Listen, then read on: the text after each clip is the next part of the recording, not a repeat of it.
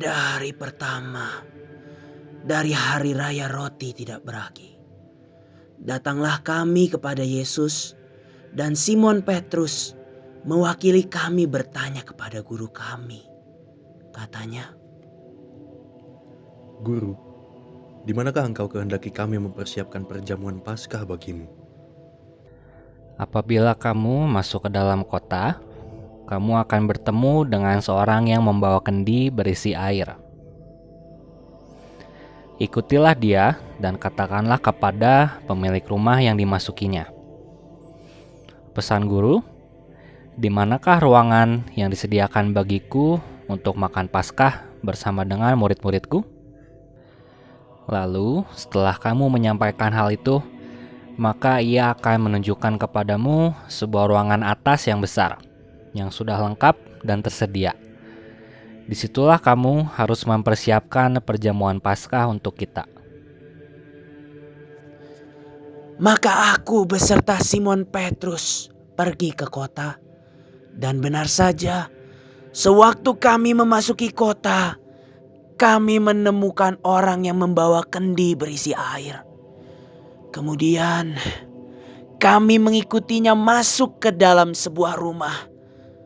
Rupanya benar, ada ruangan atas yang luas dan sudah siap dipakai untuk perjamuan Paskah. Kemudian pemilik rumah itu bersedia meminjamkan ruangan atas itu untuk kita merayakan Paskah. Hari menjelang malam, kemudian mulailah kami memakan perjamuan malam itu. Yesus mengangkat roti, memecah-mecahkannya lalu memberikannya kepada murid-muridnya dan berkata, Ambillah dan makanlah. Inilah tubuhku yang diserahkan bagi kamu. Perbuatlah ini menjadi peringatan akan aku.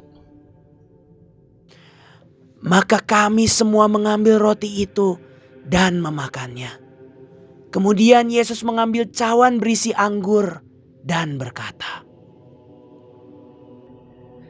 Minumlah kamu semua dari cawan ini, sebab inilah darahku, darah perjanjian yang ditumpahkan bagi banyak orang untuk pengampunan dosa. Akan tetapi aku berkata kepadamu, mulai dari sekarang, aku tidak akan minum lagi hasil pokok anggur ini sampai pada hari aku meminumnya, yaitu yang baru, bersama-sama dengan kami dalam kerajaan Bapakku.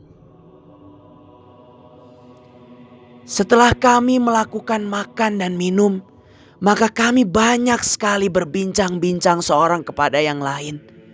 Kami tertawa, bersuka cita, dan mendiskusikan banyak hal. Namun tiba-tiba raut wajah dari guruku berubah. Tiba-tiba wajahnya gelisah. Kemudian ia berkata kepada kami 12 orang ini,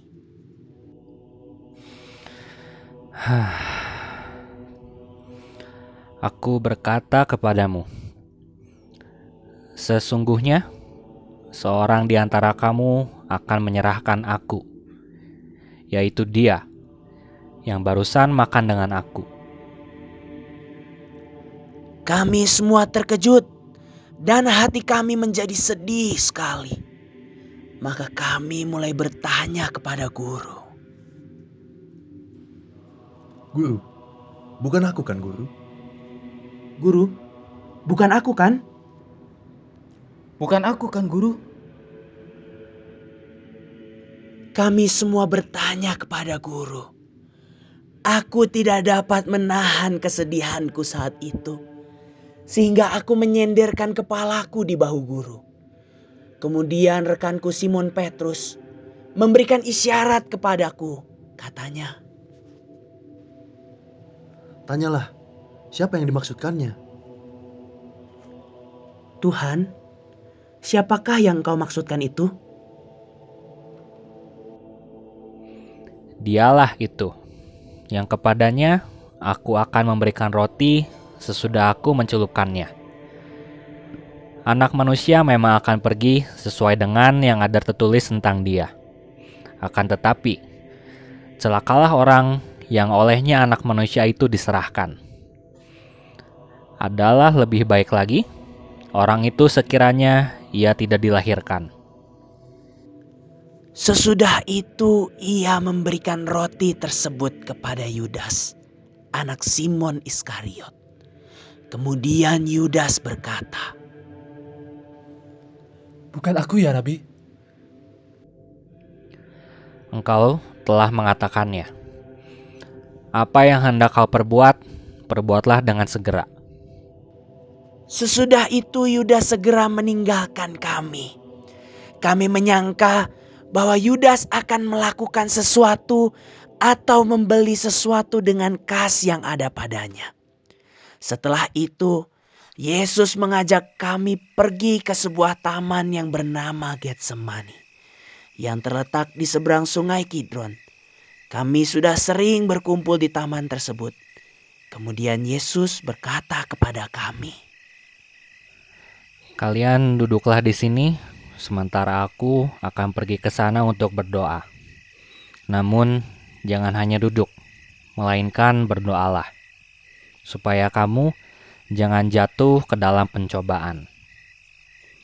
Kalian bertiga, Petrus, Yohanes, dan Yakobus, ikutlah aku.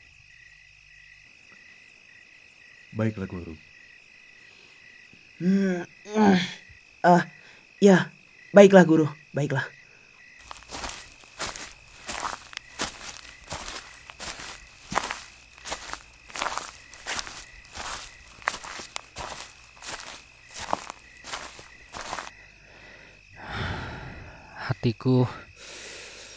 Hatiku sangat sedih, seperti mau mati rasanya. Tinggallah di sini dan berjaga-jagalah dengan aku. Baiklah guru. Kami akan mengusahakannya guru. Kemudian Yesus menjauhkan diri dari mereka. Kira-kira sepelempar batu jaraknya. Lalu berlutut dan berdoa, katanya, Ya Bapakku,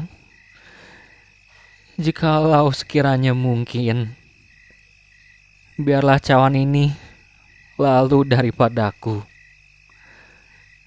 Tetapi janganlah seperti yang kuhendaki, melainkan seperti yang Engkau kehendaki. Lalu Yesus kembali kepada kami bertiga, yang pada saat itu kami tertidur. Sebab aku sendiri tidak kuat menahan rasa kantuk pada saat itu. Kemudian ia menepuk bahu Petrus dan berkata, Simon, apakah engkau, Yohanes, dan Yakobus tidak sanggup berjaga-jaga 1 jam dengan aku?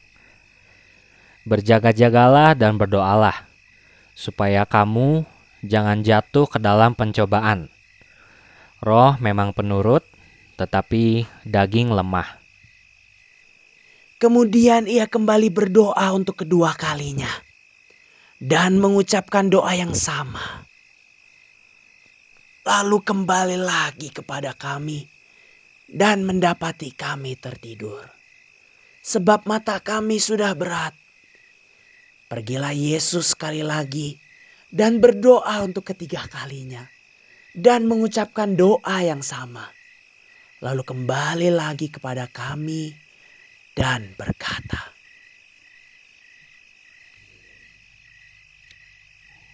Tidurlah sekarang dan istirahatlah.